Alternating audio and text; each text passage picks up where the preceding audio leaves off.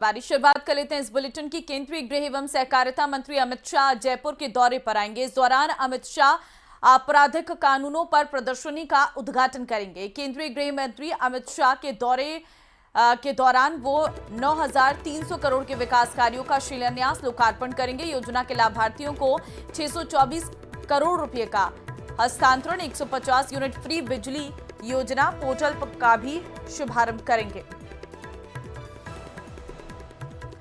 तो जयपुर में अमित शाह जो रहने वाले हैं,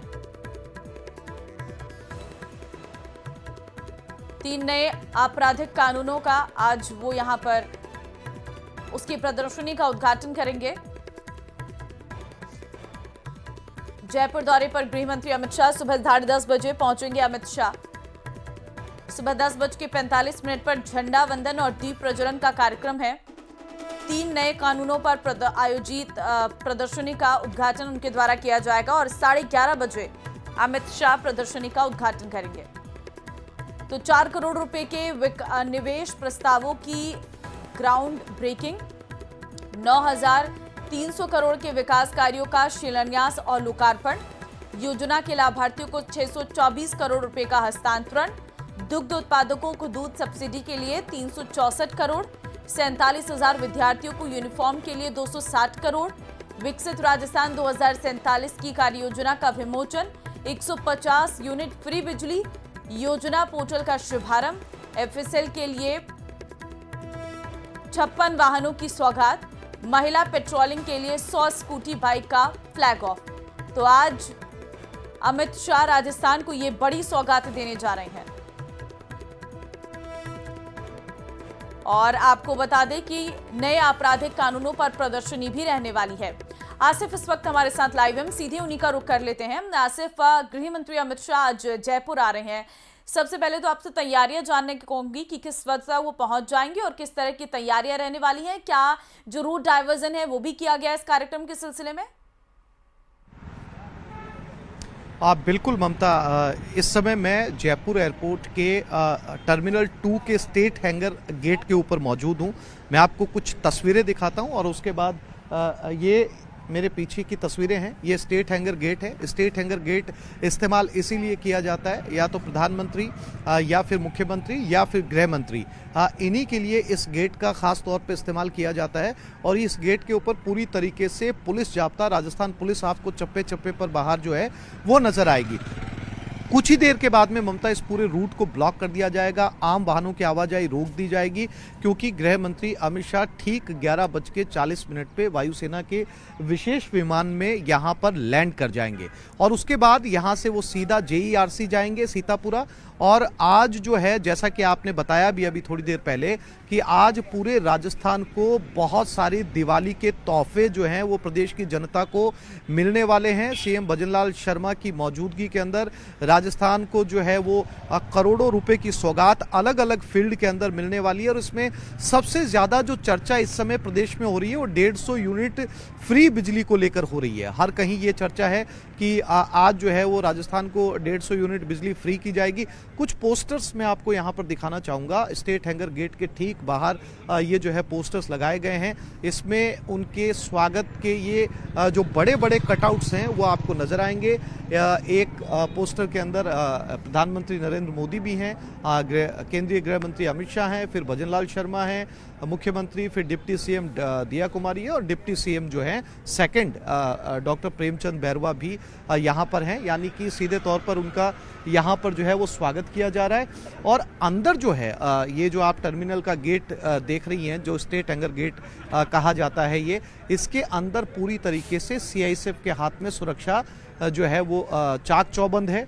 अंदर जो है जैसे उनका विमान लैंड करेगा, मैं आपको वो दीवार भी दिखाना चाहता हूं जिसके पास में जो है ये विमान रोका जाएगा। ठीक ये मेरे पीछे आप देख सकती हैं, इसी दीवार के पास जो है वो विमान आकर यहाँ पर रुकेगा और इसी विमान से उतरकर जो है इस गेट के जरिए वो सीतापुरा की तरफ निकलेंगे। यानी कि अभी से, यानी कि 9 बजे हैं अभी, और 9 बजे के समय से ही जो है अभी तमाम तरह के चाक चौबंद इंतजाम कर लिए गए हैं।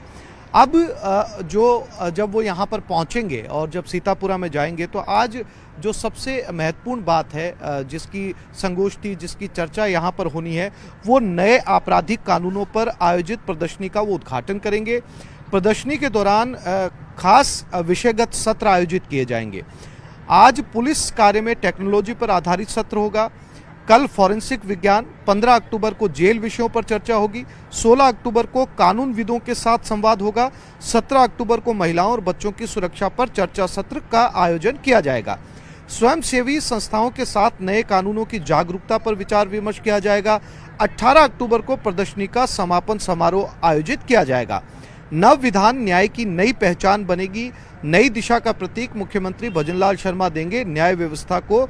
ये जो है वो तमाम कार्यक्रम है 18 अक्टूबर तक, यानी कि कुल मिलाकर जब केंद्रीय गृह मंत्री यहाँ पर पहुँच रहे हैं तो उनका जो 18 अक्टूबर तक का कार्यक्रम रहने वाला है वो पूरी तरीके से कानून विषयों के ऊपर ये प्रोग्राम रहने वाला है। इसके साथ साथ बहुत सारी ऐसी योजनाएं हैं जिनका उद्घाटन या फिर वो जो दिवाली के तोहफे हैं वो उनका इंतजार किया जा रहा था कि केंद्रीय गृह मंत्री यहाँ पर पहुंचेंगे और मुख्यमंत्री भजनलाल शर्मा उनके नेतृत्व में प्रदेश की जनता को ये सौगातें देंगे।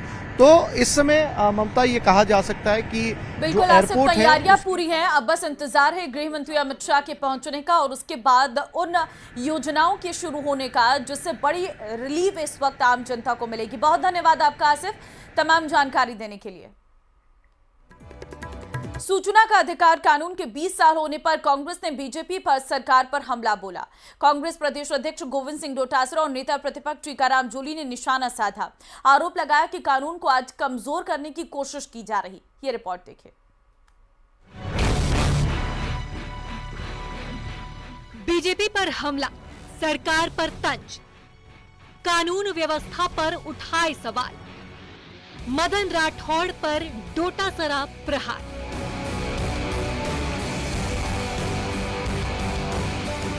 प्रदेश में बीजेपी सरकार को घेरने का कांग्रेस कोई मौका नहीं छोड़ रही है।